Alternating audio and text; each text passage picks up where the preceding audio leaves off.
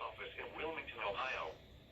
The preceding signal was a test of the weather radio station KIG86 Columbus, Ohio, public warning system. You're 30 minutes out. During potentially dangerous weather situations, specially built receivers can be automatically activated by the signal to warn of the impending hazard. Tests of the signal and receiver's performance are normally conducted by the National Weather Service between 11 a.m. and noon each Wednesday. If there is a threat of severe weather, the test will be postponed to the next available good weather day. Reception of this broadcast, and especially the warning alarm tone, will vary at any given location.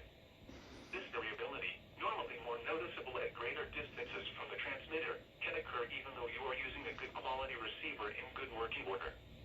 The warning alarm tone will be activated for hazardous watches and warnings for the following counties: Champaign, Clark, Delaware, Fairfield, Fayette, Franklin, Greene, Hocking, Knox, Licking, Madison, Marion, Morrow, Muskingum, Perry, Pickaway, and Union. This concludes the weekly test of weather radio station KIG86 Columbus, Ohio.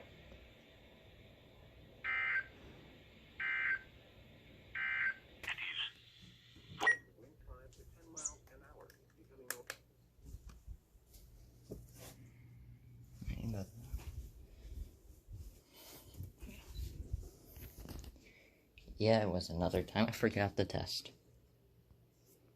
But, yeah, the 2 went off. Solar link went off, I can't already tell.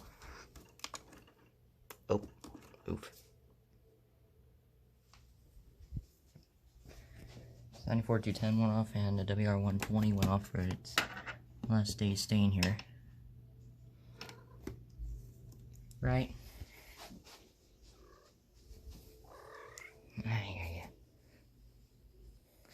Oh yeah, I mentioned they tested late.